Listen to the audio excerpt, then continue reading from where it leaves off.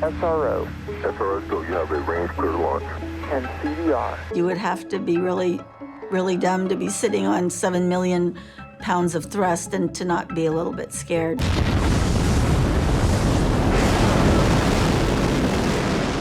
Everything's just rumbling. Got about 1,000 switches that look like this.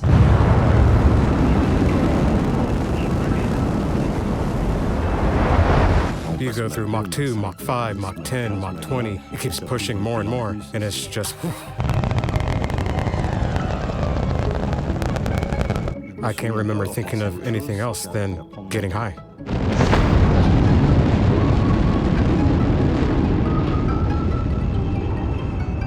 And it is 3G crush, release, float, overhead window, Yahoo, you're in space.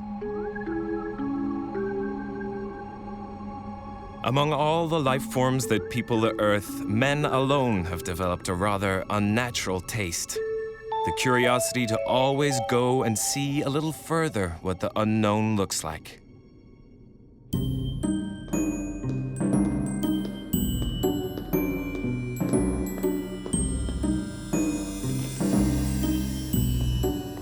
As dreamers of new worlds, but also guinea pigs of science, astronauts experience the effects of a journey through space in their flesh. Nausea, dizziness, irradiation, stress, angst, depression.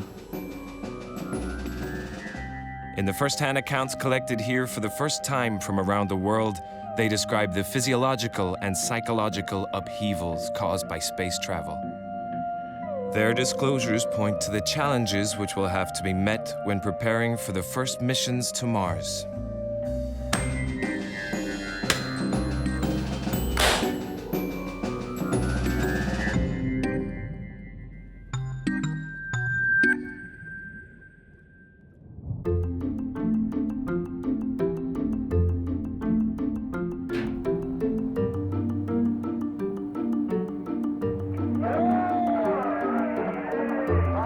The arrival at the space station marks the culmination of years of training and a lifetime of dreaming of space. But only moments after the astronaut has taken his first flying jumps, his body calls attention to itself. His made-on-Earth system is not adapted to space. After an hour and a half in weightlessness, I felt a slight unease. It was becoming uncomfortable. And then nausea grabbed me.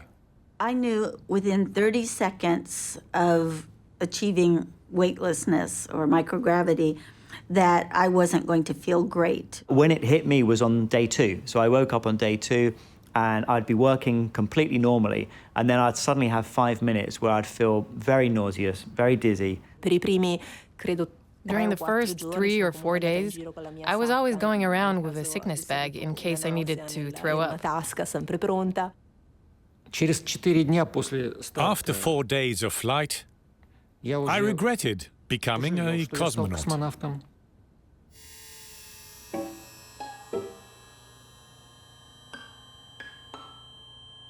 Nausea strikes astronauts in the first hours of weightlessness. On the press conference broadcasts celebrating their arrival in space, half of them are sick, but astronauts hide themselves to vomit.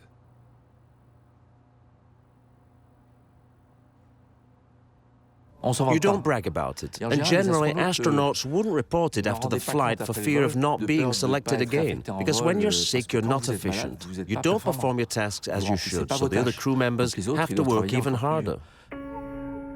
The worst nausea in space history affected the American Jack Garn, who remained totally unproductive through the 6 days of his trip.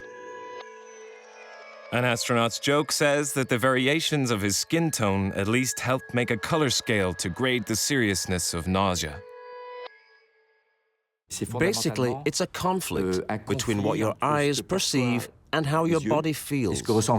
Something has gone very strange with your body, and your brain is trying to cope with that, and it's trying to work out what it is. What's the culprit? Is it the eyes? Is it the ears? Is it the stomach? The eyes say, you're upside down. The otoliths in the inner ear, which of course float in microgravity, say, nope, not at all. They send conflicting signals to the brain. The brain is puzzled and scrolls down its checklist. The first reason may be body poisoning, so right away it orders to empty the stomach, typical travel sickness.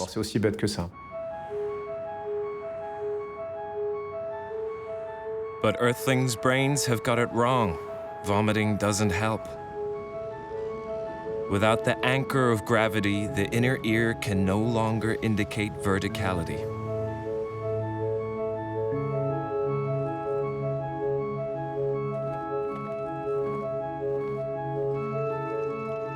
In space, there is no up or down, only 3 dimensions.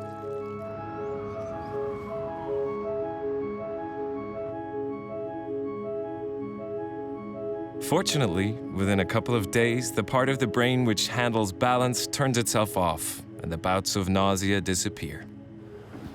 Okay, I'll see if I can... I'm feeling dizzy. I'll see how quickly it stops. So it definitely felt dizzy initially, and now it's gone. No, is that quick? Yeah, completely normal. Amazing. However, with a sense of balance now on hold, in order to understand the position of their bodies in space, astronauts can only rely on their sense of sight. And they start feeling strangely disoriented.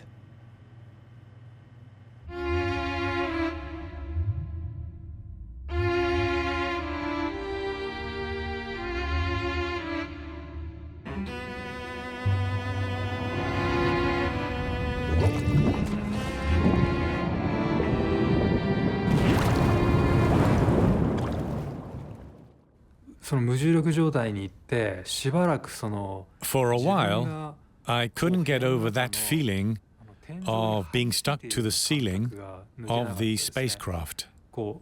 On top of that, I had that sense of diving forward and falling into the void. Of course, it was an illusion. In the Mir station, there was a central node with modules attached that extended in every direction. And when you came back into that node, you went, which way now? Where is the hatch I'm supposed to go to? When you fly into a room, if you move from one room to the next and now the ceiling's reversed and is on the bottom, you know, you've had a lifetime of telling you that that ceiling should be above you and not below you. And so you just have to do a quick, I'm in space, adjust, I'm fine.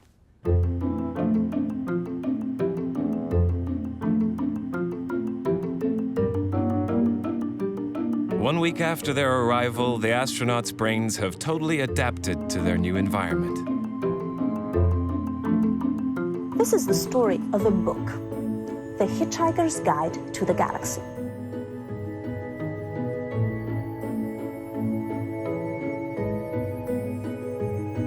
They now float around the space station like fish in water.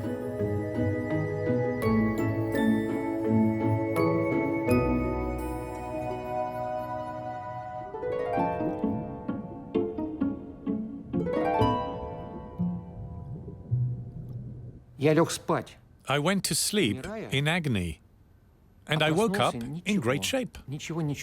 I didn't feel nauseous anymore, or any headache or backache. From then on, I started to live just like in paradise.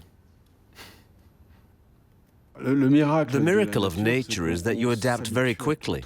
Weightlessness is very pleasant because you don't feel any more tension in your body. The whole body is completely relaxed. It certainly is one of the most pleasant sensations that anyone can feel. A sense of absolute lightness, of effortlessness. It's perfect bliss. I mean, you don't weigh anything anymore. You no longer feel your body and have that sense of absolute freedom. It's not about floating around. It's about flying from place to place. And I really, really love that.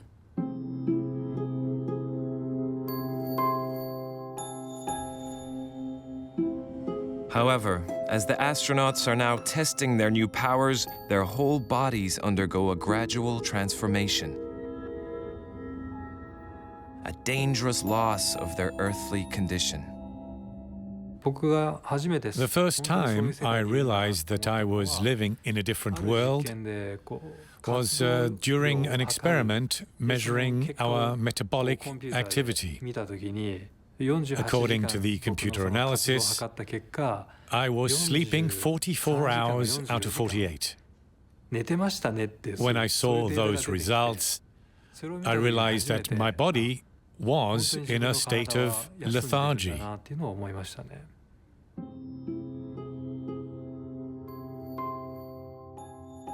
Weighing nothing, the body gets rid of its muscles, which have become useless. How can you stimulate muscles in an environment where weight doesn't exist?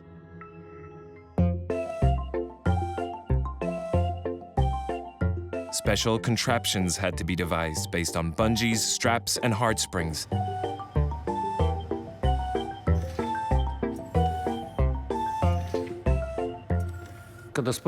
When I'm asked what I found the hardest during flight, my answer is, to me it was working out. Your muscles don't want to exercise. They don't want to overload. They feel fine. Working out at the gym is already pretty unexciting. And there you have to, for instance, on the treadmill, strap yourself with bungees. And that tension you get on the shoulders is in fact extremely trying.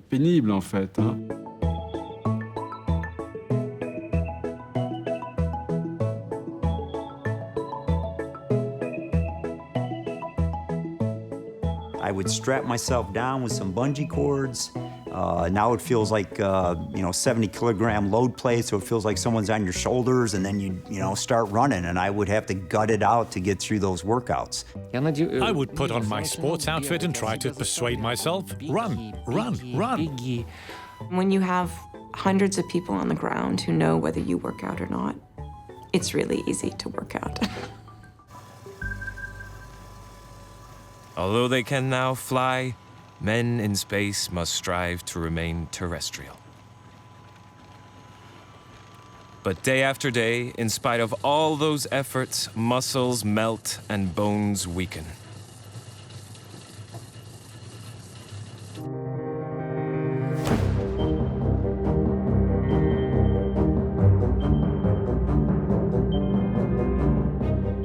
Back on Earth, astronauts can hardly raise a victorious arm.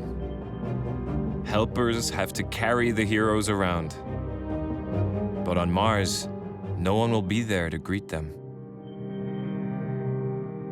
Over there, you won't get the luxury of readjustment. You have to work out right away.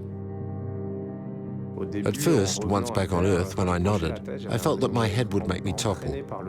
A head weighs 5 kilos, it's not light, so I thought I'd never manage to get it straight again. It was a real worry at first. Oh dear, oh dear. But somehow I managed, by what I felt like some supreme effort, to bring my head straight again, and then I didn't move any more because I thought I was really going to fall.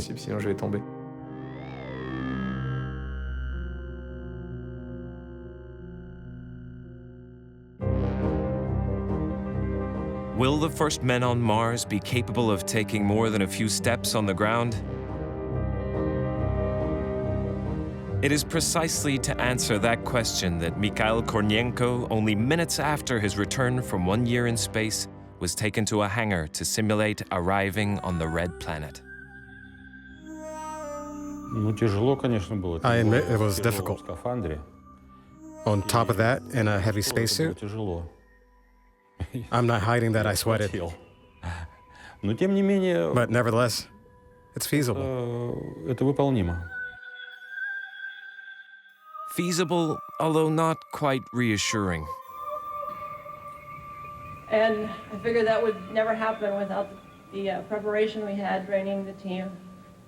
And so I'd like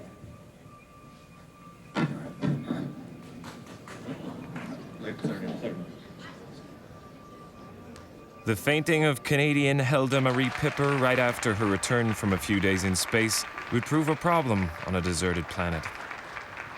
And so I figured I could stand here, standing enough.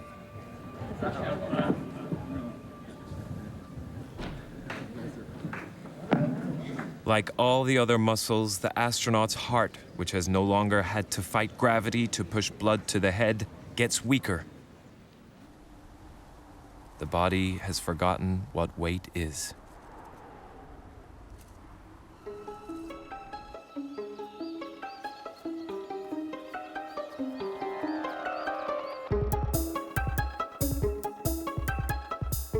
Through decades, experiments aboard space stations have repeatedly inventoried the physical problems caused by staying in space.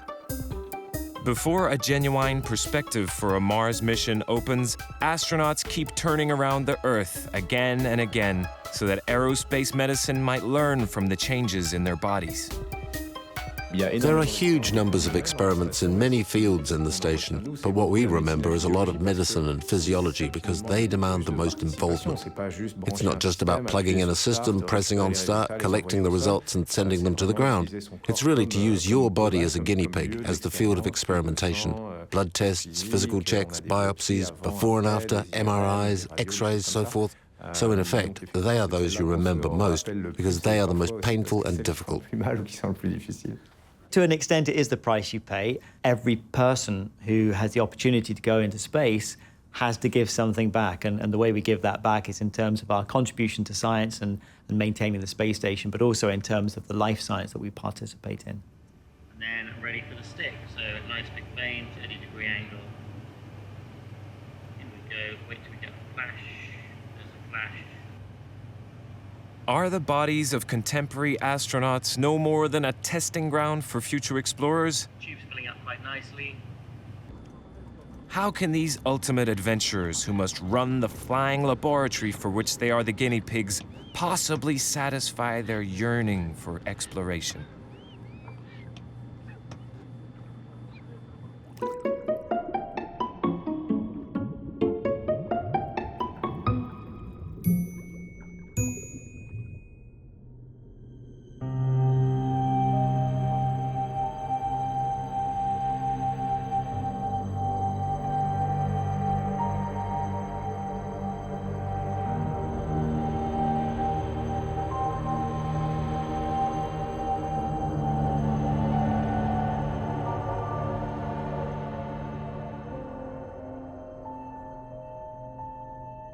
Despite having seen the Earth on IMAX filmed by astronauts, the first time you see the Earth with your own eyes, it's like, whoa, and you're getting tears in your eyes. It's truly astounding. It's an extraordinary experience on a human level, to be able to see your own planet from the outside.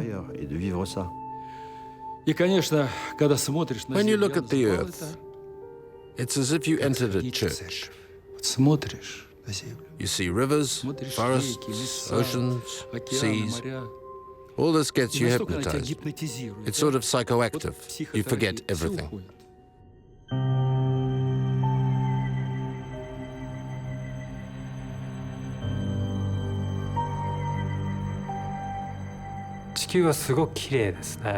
The beauty of planet Earth, I thought I would simply observe it like my predecessors did. But it's a beauty that leaves you speechless. It's indescribable. Hello, and welcome to the International Space Station.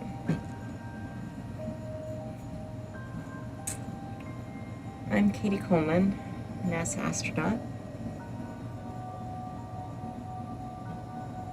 And this is my world.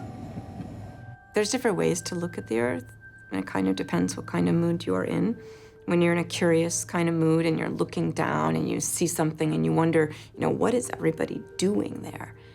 And I remember just being able to sort of spin around and see places coming and going and realize that this was going to go on forever and ever and ever, and I just loved it.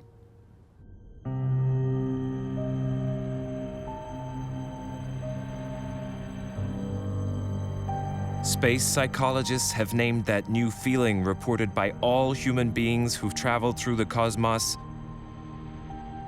the overview effect, meaning the impact of a global view on the human psyche of the Earth lost in a background of infinity. In fact, when you look at the Earth from space, you immediately feel, not just intellectually, but visually, as a sensation, that the Earth is, how can I put it, a closed system. It's a piece of rock thrown into space, and it's almost miraculous that the conditions needed for life, for animals, plant life, should exist. We are unique. That's all we've got as Earthlings. So we'd better be careful. We'd better manage the Earth like a spaceship. Everyone on that Earth, they are the crew of Spaceship Earth, and there is no one else.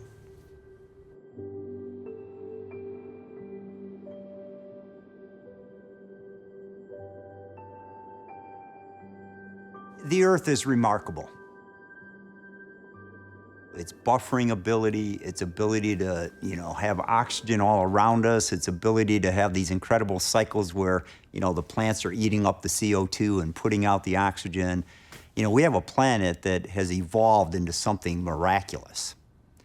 And when you have to try to reproduce that on a very small scale, mechanically really, on a space station, you realize, oh my God, how wonderful the Earth performs.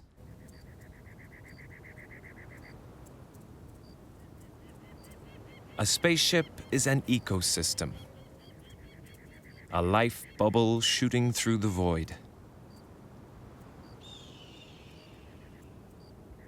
The natural cycles of the Earth which maintain life must be replicated by machines.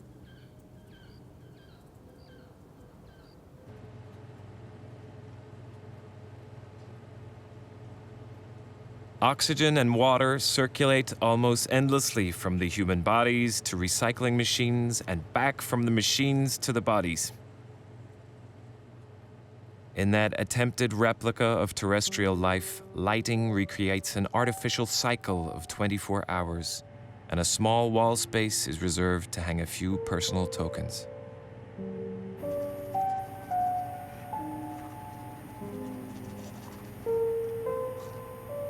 But as weeks turn into months, promiscuity and discomfort increasingly affect morale. Despondency is lurking around the corner.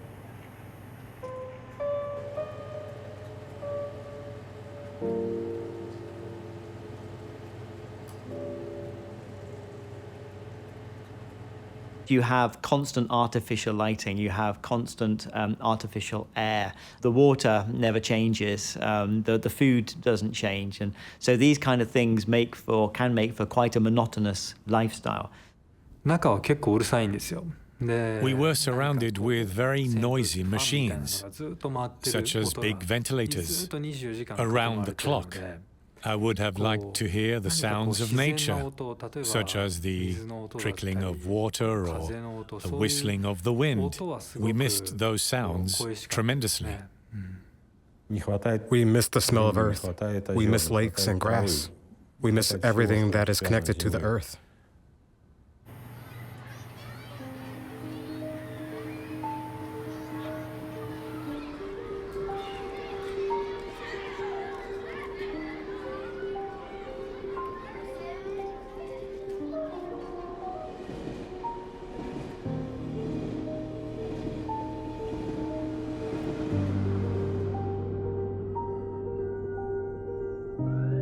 As days go by, the dazzling spectacle of the Earth seen from space can become tormenting, like a continuously rolling film of a close but unreachable paradise.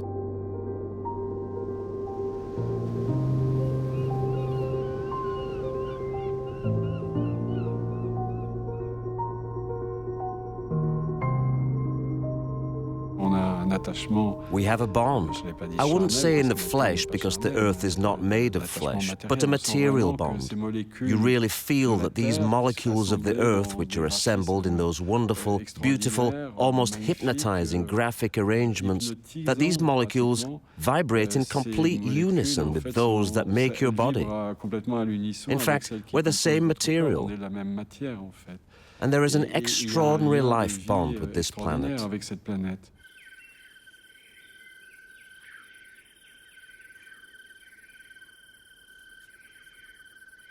For astronauts looking at the landscape, on the one hand, there is the Earth, a tiny anchoring point for life. And on the other, the universe.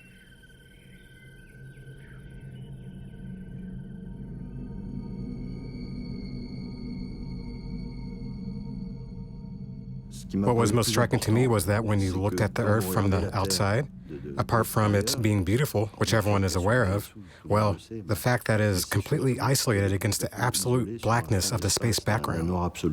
There is this black, but it's a surface, there is a volume, it's finite. When you peer into the cosmos, you feel a kind of vertigo. That is to say, your eyesight has nothing to hold on to. And in fact, the only thing you feel is that discomfort and inner emotion. I often say that the further you look or the further you go, the more you finally meet yourself again, and also the truth within yourself. And I believe that's the big secret of travelers or explorers, the journey of self-discovery.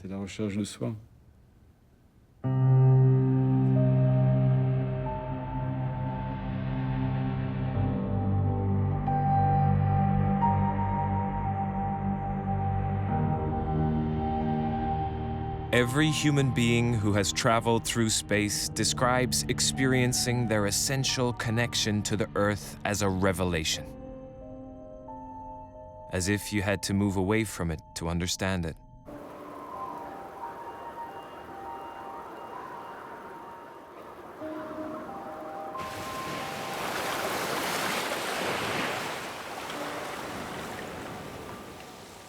So, for all the space travelers, how can you make up for the deprivation of earthly sensations? I've asked psychologists to send me sounds of nature. For instance, a morning in the countryside, birds singing, roosters, rumblings of a storm. And one day, as I was training on the treadmill in the American section, I turned on the storm sounds on the computer. Suddenly, Scott arrived and asked, "Where did you get this?" I told him it was sent to me. He asked me if he could borrow it. And from that day on, you constantly heard the storm in the American section.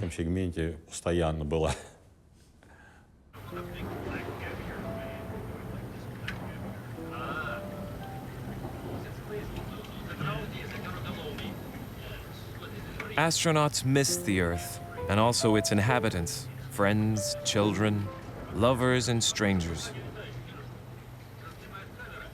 Locked inside a few cubic meters with only a handful of fellow Earthlings they haven't chosen, they go through an extreme sociological experience.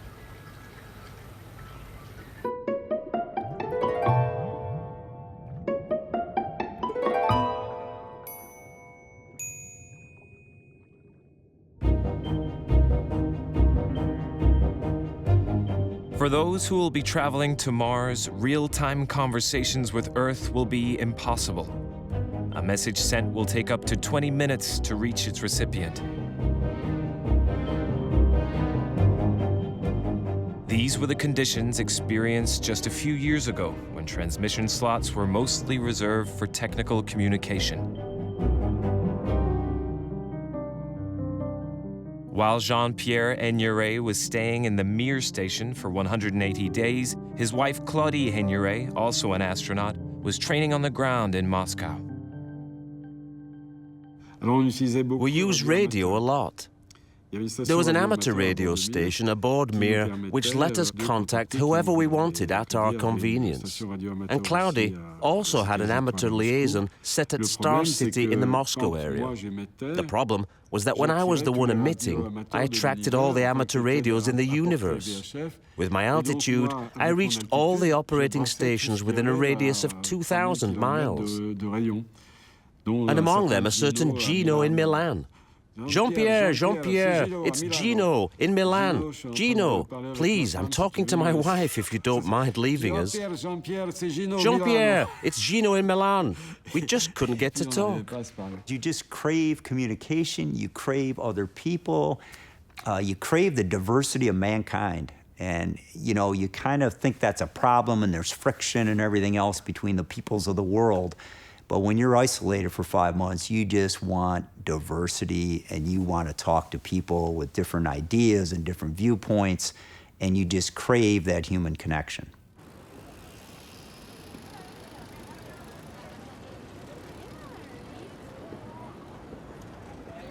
The round trip to Mars will last 2 or 3 years, during which the astronauts will just have a few crew members as their sole companions.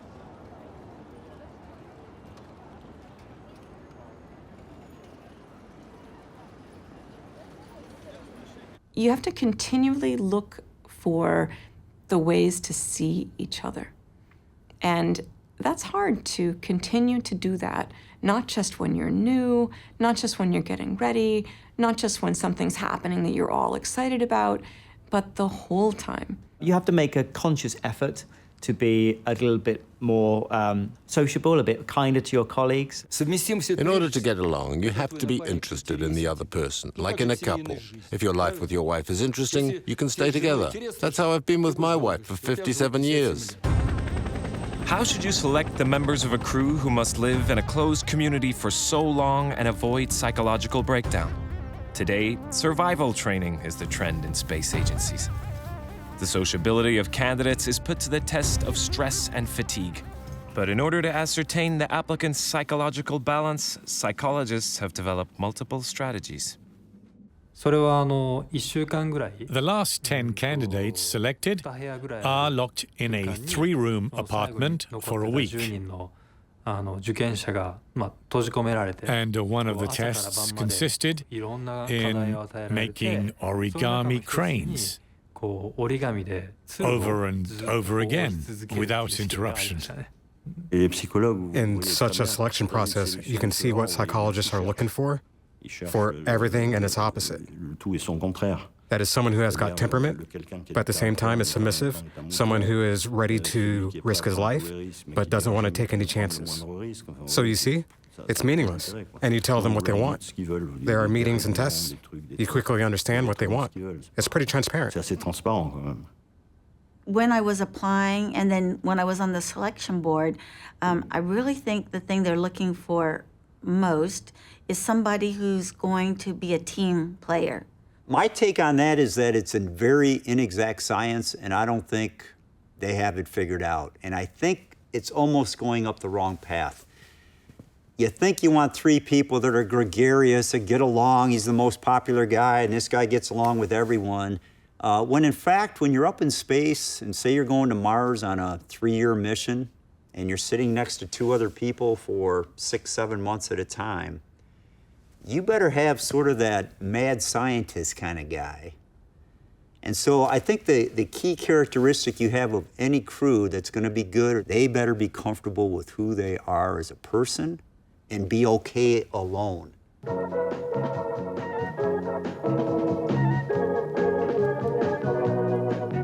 The first astronauts were chosen for their virility among all those Army test pilots already full of testosterone. 40 years ago, during their 200-day journey, Valentin Lebedev and his fellow pilot experimented with mixing genders for the first time in space history. A woman, Svetlana Savitskaya, paid them a visit for a week.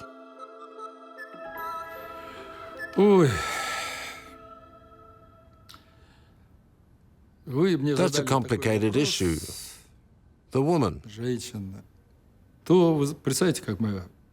Imagine, we were among men. We could float around in our briefs. We didn't shave. Whereas there you had to be careful. You had to control yourself, to look presentable, to shave. So it was tense. I just think it took a while for society to be ready. I mean, Valentina Tereshkova was the first woman to fly, and then nobody flew for many, many years after she flew.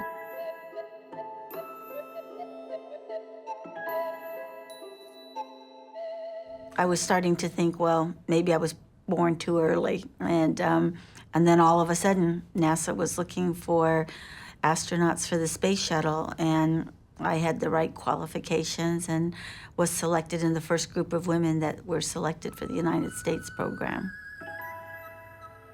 A macho logic, which is still pervasive in aerospace organizations, explains why today less than 10% of human beings sent to space are women, such as the American Katie Coleman, top left in the picture. Because we still have fewer women than men, we are a little bit more noticeable. In other words, I still think it's necessary for the women to be of the utmost, to do their job, very, very well. For the crew bound for Mars, who will be forced to live together for 3 years in a cramped, closed-in space, the question of mixing sexes touches on a big taboo for space agencies.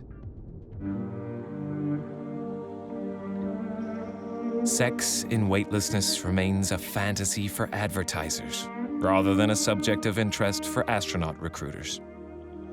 Beyond the technical difficulty, the group dynamics that might result from sexual affinities between certain crew members still haven't been studied. Admittedly, the only couplings in space have taken place between the gametes of salamanders.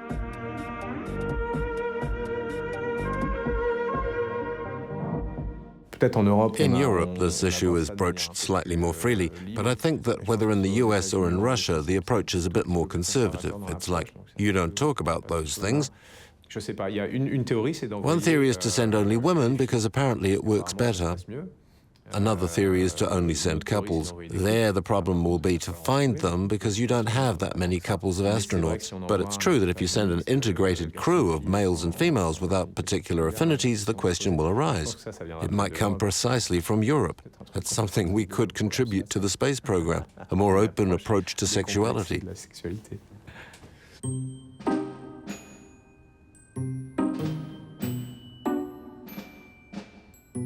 Whatever the differences in gender, temperament, or culture, in space, teamwork is basic professionalism and is crucial to survival. Right after the Cold War, the two enemy superpowers, the USSR and the US, decided to develop a common space program. The American Jerry Linenger and the Russian Alexander Lazutkin were asked to cohabitate for 5 months aboard the aging Mir station. The big three things you don't want in space is a rapid decompression, a fire, or a toxic spill, and we had a fire.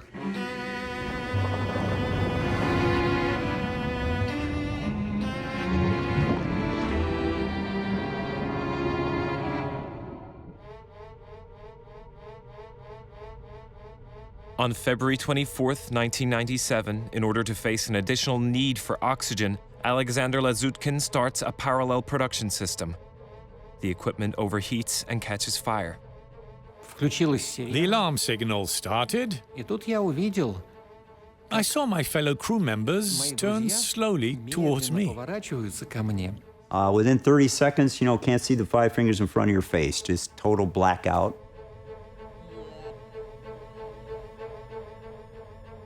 First instinct is I better go low in a fire. Earth instinct doesn't work in space. Warm air doesn't rise, smoke is everywhere.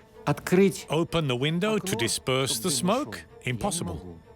And so I'm heading for the respirator. Yank that off the wall, full rubber mask over my head. It's got a little oxygen canister next to it, flick the lever over, and I get oxygen.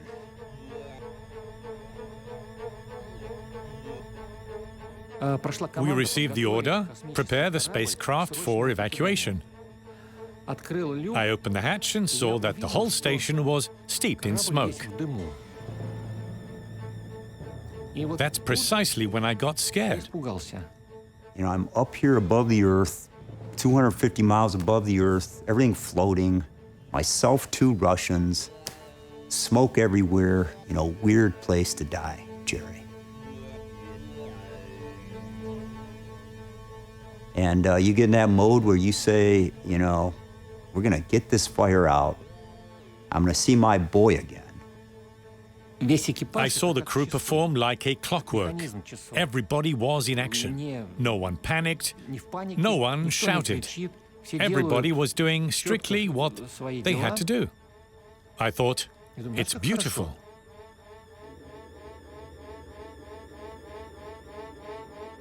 The crew manages to contain the fire, which finally dies out by itself when the oxygen in the capsule is completely consumed.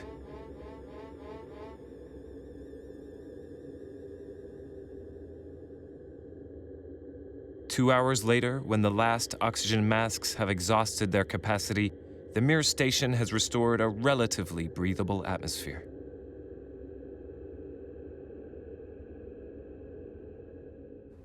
When you go through that, you are a band of brothers at that point, and when you face that adversity, there is no one else I'd rather be in space with, because you do learn to trust each other, and you know through all those hard times and those emergencies that the other guy is not going to panic, and that's the guy I want to be in space with.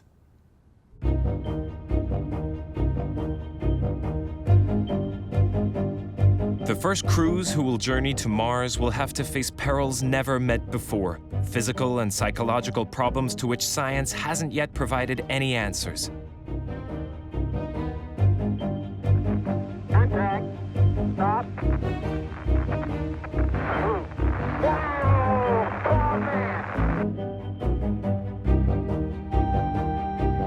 Between 1969 and 1972, 6 space crews successfully landed on the moon. 230,000 miles from the Earth. Since then, for economic and safety reasons, no other human being ever returned, and astronauts merely revolve in orbit around the Earth at an altitude of 250 miles. The spacecraft taking the first people to Mars, however, will leave the Earth's field of gravity. And this thing which is going to have a huge psychological impact is just watching Earth get smaller and smaller and smaller until it just becomes a star in the sky. For the first time in the history of mankind, humans will actually lose sight of the Earth, whereas we see it all the time. Our home planet is right here. We have a huge film theater out there under our eyes. The Earth, over there. They won't have any view of the Earth. There will be only stars. Our Earth will become one of the planets of our system like any other. The crew will constantly be aware that no one else is around to help. There will be just nothing. We'll be totally alone. Alone like no one has ever been in the history of the world. It will be tricky, psychologically speaking.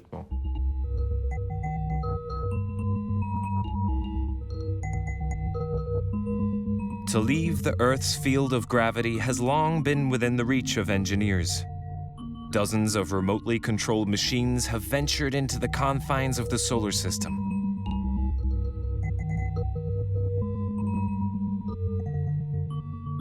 But for the human being contemplating stepping aboard, doubts don't have any technical solution.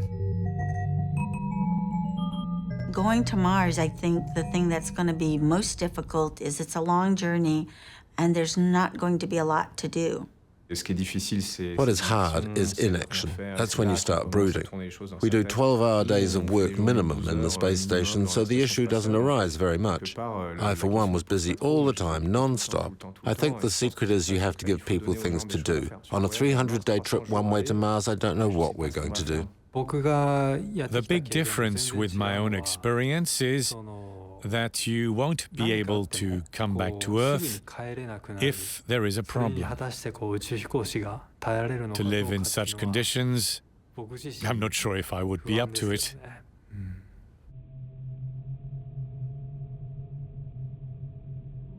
Boredom and depression are not the only hazards for those who will leave for Mars.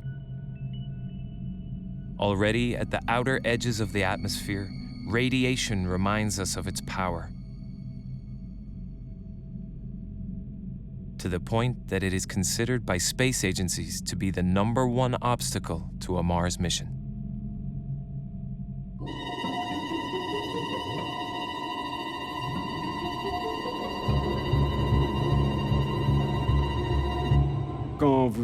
When you're in your sleeping bag and all the lights are out at night to sleep, even with your eyes closed, you may have some flashes, tiny white sparks flashing under your eyelids. For example, when I'm resting and eyes closed, I could sort of see some flashes in the back of my eye. Strikes, flashes of light, streaks of light going across the eyelid.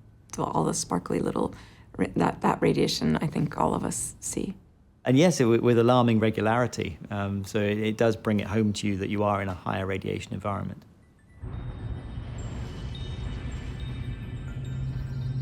The particles hitting the astronauts come from the sun and intergalactic space.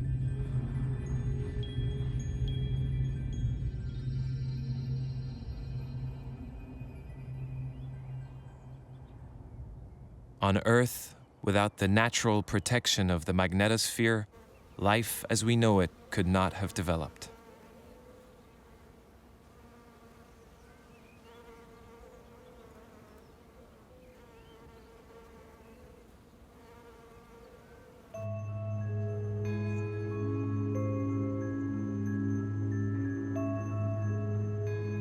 And after a journey to Mars, the risk of getting a radiation-induced cancer could vary according to individuals, from 1 chance in 10 to 1 in 2.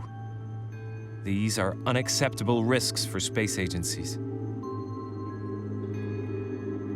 But what does the new generation of astronauts think about it? Who may concretely contemplate one day leaving for Mars? We have imposed ourselves a risk level which I think comes from American government health regulations.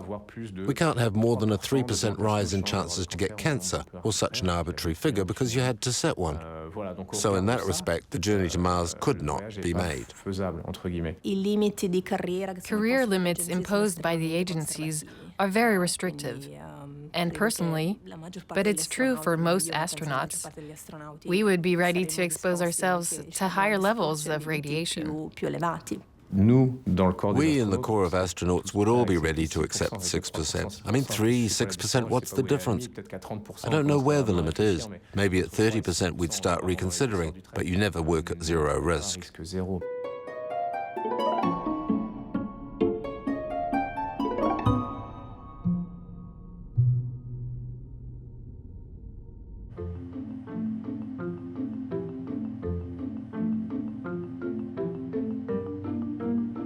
Which impulse drives a man to risk his life to walk on an uninhabited planet or to take a close look at the cosmos? For the contemporary astronaut, the ultimate experience is to get out of the spacecraft and plunge into the void. In a few decades, maybe centuries, these images symbolizing state-of-the-art technology may recall mankind's tentative dips on the outer shores of planet Earth.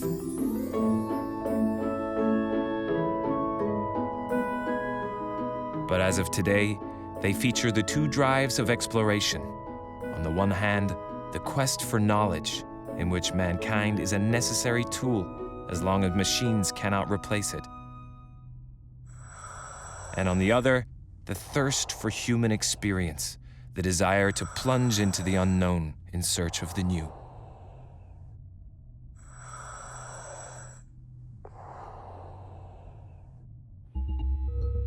In April 1997, Jerry Linenger accomplished his first and only extravehicular spacewalk with his Russian flight captain. And sitting inside that airlock before we finally opened the hatch up, you know, at that point my pulse was going a little bit, and I'm saying I finally get to do this. The third crew member, Alexander Lazutkin, was following the operation from inside the Mir station. Jerry was going out first. The captain said, "Jerry, open the hatch." And Jerry, "Roger, I'm starting to open the hatch." Hatch opened, Jerry, get out. Jerry says, "Roger, getting out." He got out of the vehicle, and then he was supposed to say, "I'm out, all good." But Jerry, at that point, we were flying over the Mediterranean.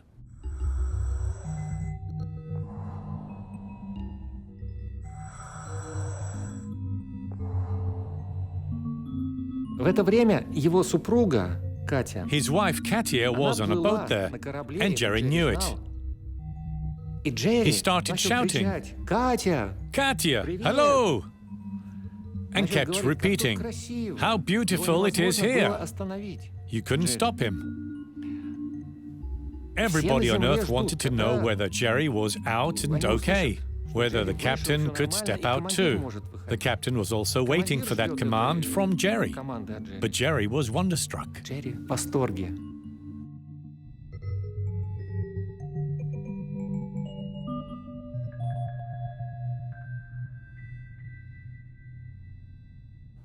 And I'll tell you what a ride. You're out there among the stars and you're doing a spacewalk, and this is awesome. And had a profound moment along those lines, thinking, I am a nothing, I am a speck. And then the next moment, I'm looking down at the sunrise, and I'm saying, I am like the creator looking down at creation here. It is fabulous.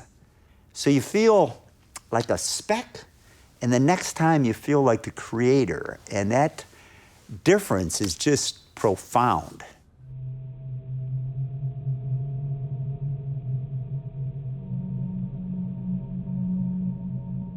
After months in space, all of them have changed, aware of the unique experience they have just undergone. However, they all anticipate the return to Earth with relief.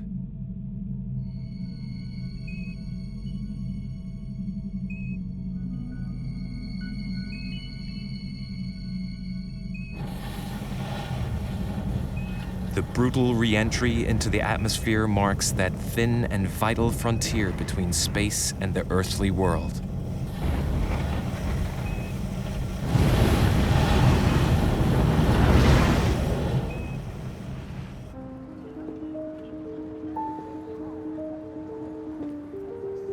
The body will take up its habits again. Within a few days, the men from space will recover their sense of balance. Within a few weeks, a few months, their muscles will be strong enough to let them stand upright again.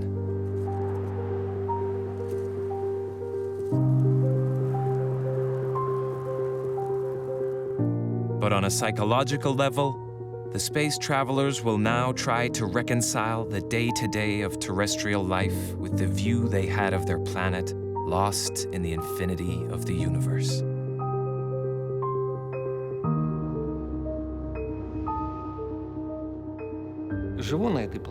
Today, I live on this planet and I feel like an alien. Everyone knows that the Earth is round. Everyone knows that there are many stars, that there is the sun, galaxies, a universe. Knowing it is one thing. To actually see it is something else. I did see that world.